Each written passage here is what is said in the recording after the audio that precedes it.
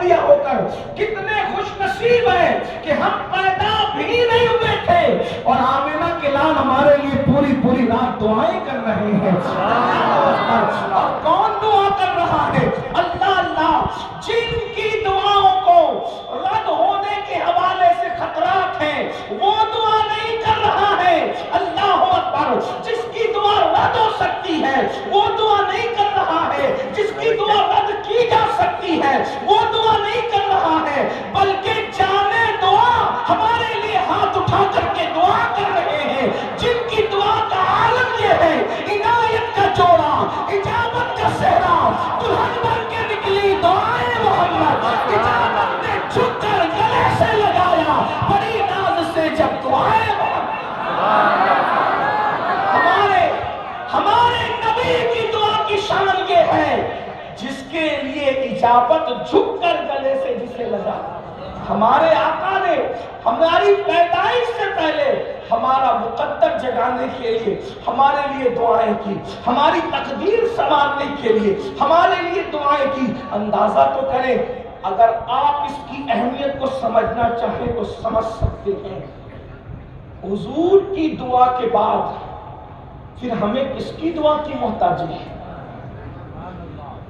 جان عبادت ہمارے لیے مانگ چکے، جان دعا نے ہمارے لیے دعا کر لی. آپ اندازہ کریں کہ ہمارے حضور کی دعا کی شان کیا ہے.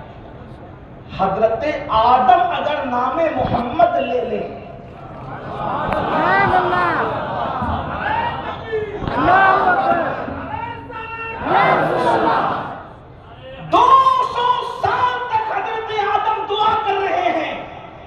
لیکن کوئی جواب نہیں آتا. نام محمد زبان پر آیا تو دعا کو قبولیت کا شرف عطا کر دیا. سبحان اللہ. جس کا نام آنے پر دعا قبول ہوتی ہو، جس کا نام آنے پر دعا قبول ہوتی ہو، جب وہ جانے دعا خود دعا کرے تو پھر دعا کی معراج کا عالم کیا ہوتا ہے. سبحان اللہ. میرے آقا علیہ الصلوۃ والتسلیم ہمارے لیے کبھی مغفرت مانگ رہے ہیں، کبھی نصیبے کی بلندی مانگ رہے ہیں، کبھی کچھ مانگ رہے ہیں، کبھی کچھ مانگ رہے ہیں.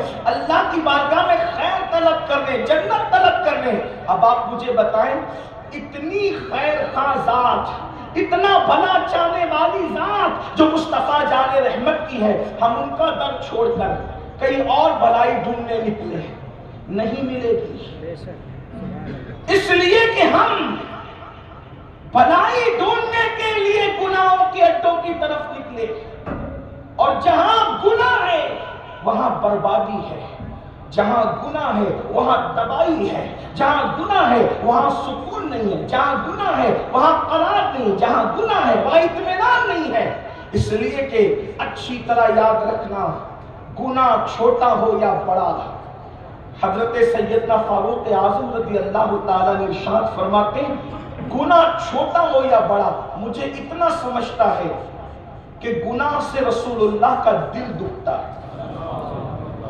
چھوٹے سے چھوٹا گناہ کرو یا بڑے سے بڑا گناہ کرو، حضور کا دل دکھتا ہے. آپ سے پوچھتا ہوں، اگر راستے پر بیٹھنے والے بھکاری کا کوئی دل دکھائے،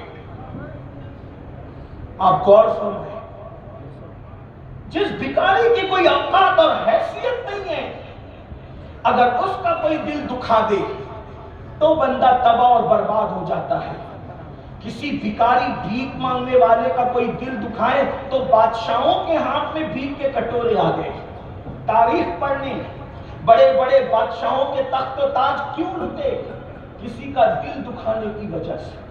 بلکہ صوفیہ فرماتے ہیں، کسی بھی انسان کی جو الٹی گنتی شروع ہوتی ہے، کسی بھی انسان کی ترقی جب تنزلی میں تبدیل ہوتی ہے، کسی بھی انسان کی عزت جب ذلت میں بدلتی ہے، تو اس کے پیچھے سب سے بڑا راز یہ ہوتا ہے کہ اس نے کسی نہ کسی کا دل دکھایا.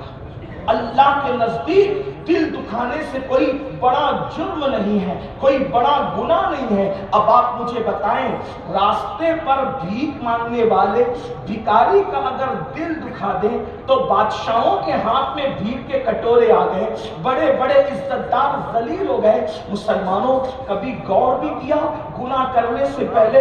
ابھی میں گناہ کے حوالے سے جنت اور جہنم کا ذکر نہیں کرتا، لیکن اتنا ضرور کہتا ہوں، کبھی غور بھی کیا کسی کافر کا دل دکھایا تو بھی الٹی گنتی شروع ہو جاتی ہے، کسی بھکاری کا دل دکھایا تو بھی الٹی گنتی شروع ہو جاتی ہے۔ اللہ اکبر!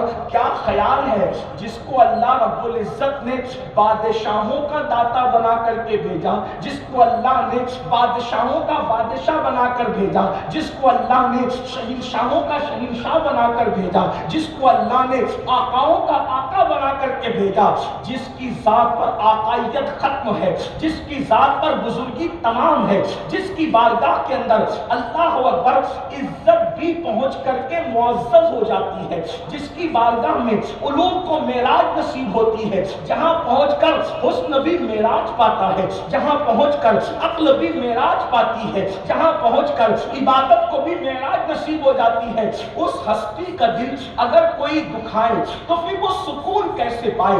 لوگ کہتے ہیں امت مسلمہ کا زوال کا سبب یہ ہے، کوئی کہتا ہے یہ ہے، کوئی کہتا ہے یہ ہے۔ سارے دانشوروں کی فکر سر آنکھوں پر ہے، سارے دانشوروں کی آرا سر آنکھوں پر ہے، لیکن ہم کو جو سمجھ میں آیا بزرگوں کی چوٹیوں میں بیٹھ کر کے وہ یہ اللہ اکبر، سیدنا فاروق اعظم فرماتے ہیں گناہ کوئی بھی کرو، چھوٹے سے چھوٹا ہو یا بڑے سے بڑا، وہ ڈائریکٹ رسول اللہ کے دل کو تکلیف پہنچاتا ہے، حضور کا دل دکھاتا ہے۔ مجھے بتاؤ، اب مسلمان رو رہا ہے کہ ہماری لاشیں بے گور و کفن کہیں پر تڑپ رہی ہے، اب مسلمان بے چین ہو رہا ہے، ہماری بیٹیوں کا سہاگ گزر رہا ہے، مسلمان اب بے چین ہے، مرثیہ خاں ہے کہ لاشیں خاں کو خون میں تڑپ رہی ہے، ننھے ننھے بچے یتیم ہو رہے ہیں، ہمارے گھروں سے دھوئیں اٹھ رہے ہیں، ہماری بستیاں جل رہی ہے، ہماری قوم گھر کے بے گھر ہو رہی ہے۔ مجھے بتاؤ، جو مصطفیٰ جان رحمت کے دل کو ایک دن میں کئی 100 مرتبہ دکھائے، وہ قوم عزت کے ساتھ کیسے جیے گی؟ وہ قوم وقار کے ساتھ کیسے جیے گی؟ وہ قوم سکون کی سانس کیسے لے گی؟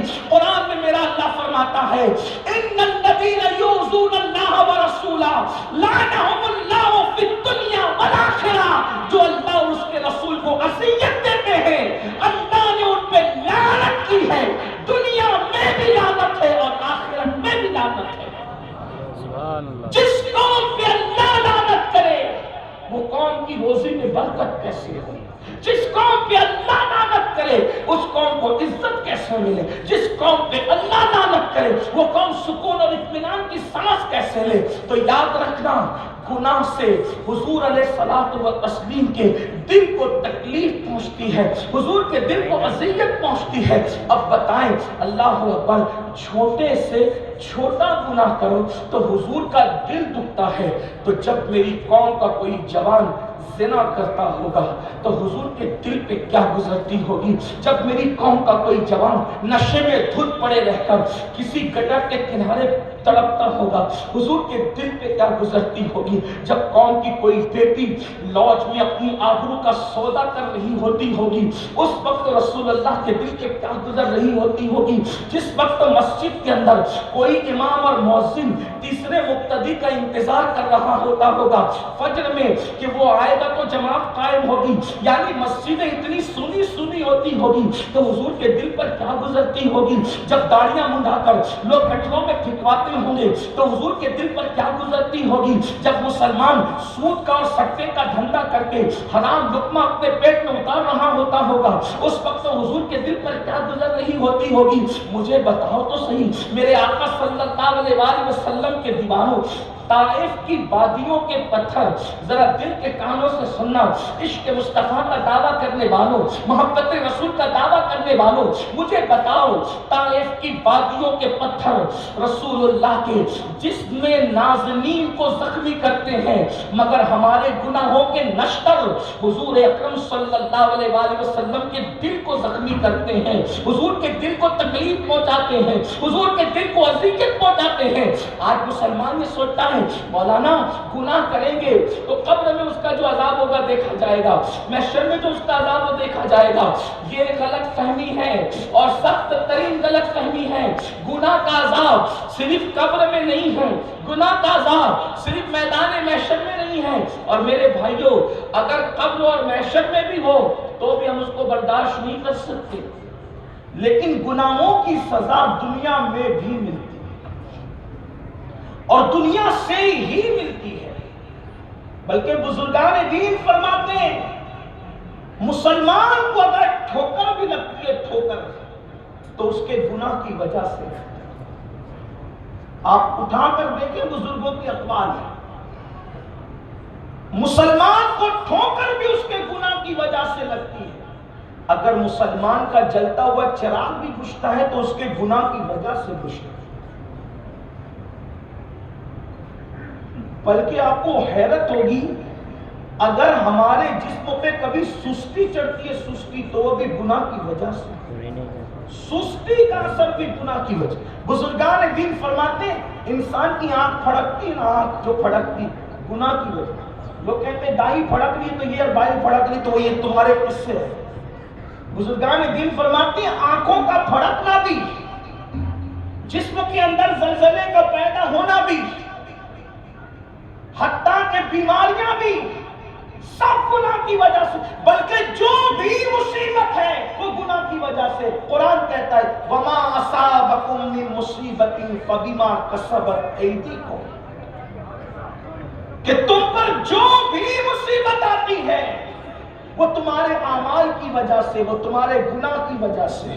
بلکہ آپ کو ایک اور حیرت انگیز بات بتاؤں، اگر توجہ آپ کی میری طرف ہے تو آپ میری طرف توجہ رکھیے، دائیں بائیں والوں کی طرف آپ توجہ چھوڑ دیں۔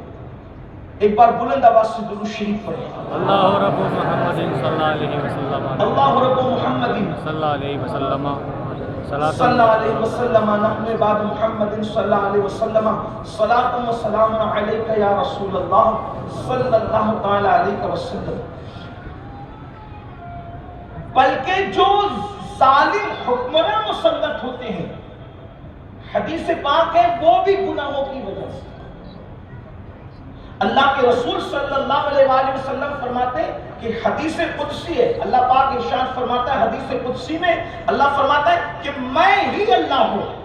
اللہ کیا فرماتا ہے؟ اللہ کہتا ہے میں ہی الہ ہوں، میں ہی خدا ہوں۔ بے شک مولا ہم گواہی دیتے لا الہ الا اللہ، تو ہی اللہ، اور تیرے سوا کوئی عبادت کے لائق ہے ہی نہیں، اور کوئی ہو بھی کیسے سکتا ہے کہ کوئی تیرا ہمسر ہی نہیں، کوئی تیری مثال ہی نہیں ہے، کوئی تیری طرح ہے ہی نہیں۔ ارے جب کوئی تیرے محبوب کی طرح نہیں ہے تو کوئی تیری طرح کیسے ہے؟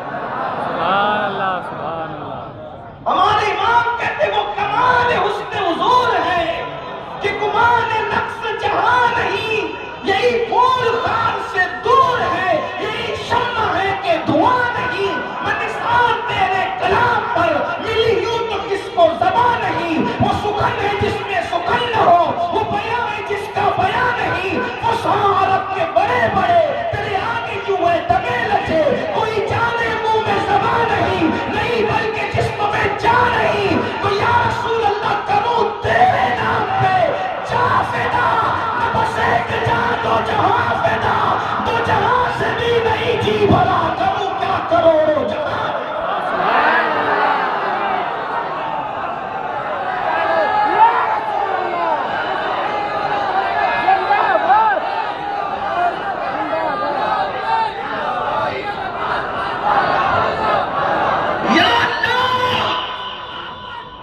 جس کو تو نے اپنی قدرت کا شاہکار بنا کے پیدا فرمایا، جب اس جیسا کوئی نہیں ہو سکتا، جس کو تو نے بنایا ہے، جب بننے والے کی طرح کوئی نہیں ہو سکتا۔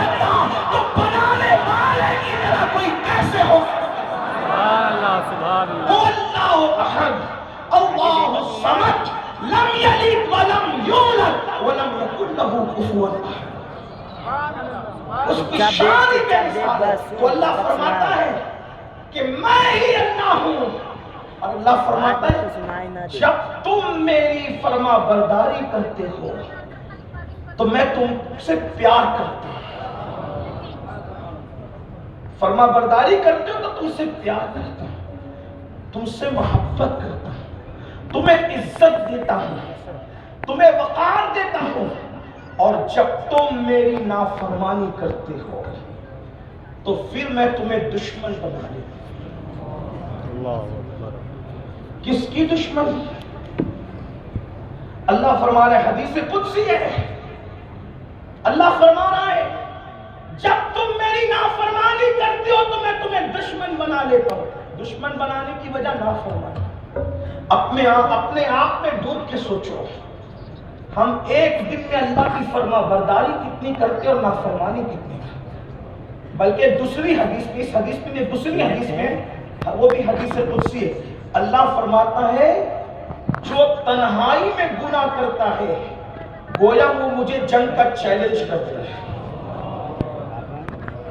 थोड़ा इस पे भी गौर करें। तन्हाई में गुनाह करने वाला गोया अल्लाह को जंग का चैलेंज करता है। मेरे भाई जरा सोच तो तू सही, मोहल्ले के गुंडों से निपटने की औकात नहीं है, मोहल्ले के कारपोरेटर से मुंह चलाने की हैसियत नहीं है, और जंग का चैलेंज किसको कर रहा है? किसको? उस कातिल और कंजूर को जो अपनी शान यूं बयान करता है, इन्ना बत्श रब्बिक लशदीद, तेरे रब की पकड़ बड़ी सख्त है। अगर वो फिरौन की पकड़ कर ले, दौलत पे घमंड करके अकेले में गुनाह करने वालों, जवानी पे नाश करके तन्हाइयों में गुनाह करने वालों, हुस्न और जमाल पर अकड़ अकड़ कर इतला इतला कर खुदा को भूल कर गुनाह करने वालों, तन्हाइयों में गुनाह करके खुदा को जंग का चैलेंज करने वालों, मेरे अल्लाह की शान तो देखो। अल्लाह अकबर। मैं ये नहीं कह रहा हूँ माज़अल्लाह कि कोई जानबूझकर खुदा को जंग का चैलेंज करता है, वल्लाह कोई कलमा पढ़ने वाला सोच भी नहीं सकता यार हम वलियों से नहीं लड़ते तो हम लोग अल्लाह से जंग का चैलेंज अल्लाह को कैसे कर सकते हैं। लेकिन हदीस तो है ना, अल्लाह के रसूल फरमा रहे हैं, हदीस कुदसी है, हदीस पाक का मफहूम है कि जो तन्हाई में गुनाह करता है गोया वो अल्लाह को जंग का चैलेंज करता है। अल्लाह अकबर, अल्लाह अकबर। अल्लाह उसके साथ ऐलान जंग फरमा रहा है, अल्लाह उसके साथ ऐलान जंग कर रहा है। किसके साथ? जो अकेले में तन्हाई में गुनाह करता हो। मुझे बताओ अल्लाह की पकड़ क्या है? अगर वो फिरौन जैसे की पकड़ कर ले, इतना बड़ा बादशाह कहलाने वाला फिरौन, जब मेरा अल्लाह उसकी पकड़ करता है, आज सदियां बीत गई है फिरौन को, आज तक उसको कब्र नसीब नहीं हुई, बगैर कब्र के पड़ा हुआ है। आज तक अल्लाह अकबर उसको कब्र नसीब नहीं है, बगैर कब्र के पड़ा हुआ है। और फिरौन की लाश हमें पुकार पुकार कर दावत इबरत दे रही है। जब कोई अल्लाह के गज़ब को चैलेंज करता है तो खुदा उसको इबरत बना देता है। कहां बादशाह था और अभी कब्र भी नसीब नहीं। लावारिस मैयतों को भी कब्र नसीब होती है, लेकिन जो अल्लाह रब्बुल इज्जत को के साथ ऐलाने जंग करे, फिरौन इबरत बनकर एक म्यूजियम में पड़ा हुआ है, लोग उसको तमाशा देख रहे हैं। अल्लाह अकबर। इसलिए दौलत पे नाज न करो, जवानी पे नाज न करो, कुव्वत पे नाज न करो। अल्लाह के बंदो, गुनाह करने वालों के लिए अल्लाह फरमाता है जो गुनाह करते हैं मैं उनको अपना दुश्मन बना लेता हूं और फिर उन पर जालिम हुक्मरान मुसल्लत कर देता हूं, उन पर जालिम हाकिम मुसल्लत कर देता हूं, उन पर जालिम लीडर मुसल्लत कर देता हूं। अल्लाह फरमाता है और उनके दिल में तुम्हारी नफरत पैदा कर देता हूं, नफरत जो तुम्हें तकलीफ पहुंचाते हैं, तुम पे जुल्म करते हैं, और जब तुम गिड़गिड़ाते हो, दुआ करते हो, तो फिर उस वक्त तो तुम्हारी दुआएं भी कबूल नहीं होती। फिर अल्लाह फरमाता है फिर तुम उनके पास गिड़गिड़ाते हो, तुम उनके पास जाके हाथ जोड़ते हो, वहां गिड़गिड़ाते हो। अल्लाह फरमाता है वहां गिड़गिड़ाने से काम नहीं चलेगा। अगर जालिम हुक्मरानों को बदलना है तो मेरी बारगाह में रुजू करो, तौबा करो, मुआफी मांगो। हालात बदलने वाले हम हैं। बीमारियां गुनाहों की वजह से, जिल्लत गुनाहों की वजह से, जालिम हुक्मरान गुनाहों की वजह से اور الزواجر میں ابن حجر ایک حدیث نقل کرتے اس کو بھی سن لیں. معلوم کیوں کماتے ہیں؟ گھر کیوں بناتے ہیں؟ رات دن دوڑ بھاگ کیوں کرتے ہیں؟ اس لیے ہمارے بچوں کا بھلا ہو جائے. میں سمجھتا ہوں کہ ہماری جتنی محنتیں ہیں صرف اپنے بچوں کے مستقبل کے لیے، لیکن گناہ کرنے والوں حدیث سنو. میں سمجھتا ہوں کہ ہم میں کوئی ایسا نہیں ہے جو گنہگار نہ ہو، لیکن گنہگاروں کی دو قسم ہیں. ایک وہ جن سے گناہ ہو جاتے ہیں، ایک وہ جن سے گناہ ہو جاتے ہیں، اور ایک وہ جو گناہ کرتے ہیں. یہ جو مذمت ہو رہی ہے نا، گناہ ہو جانے والوں کی نہیں ہو رہی، گناہ کرنے والوں کی. کیونکہ گناہ کوئی بندہ ایسا نہیں کہ جس سے گناہ نہ ہو، لیکن جن سے گناہ ہوتے ہیں وہ فوراً نادم ہوتے، شرمندہ ہوتے، توبہ کرتے، اللہ کو منا لیتے ہیں کہ ایک بندہ ہے وہ گناہ کرنا نہیں چاہتا، ہو گیا. جھوٹ بولنا نہیں چاہتا تھا، نکل گیا. چوری کرنا نہیں چاہتا تھا، ہو گئی. بدکاری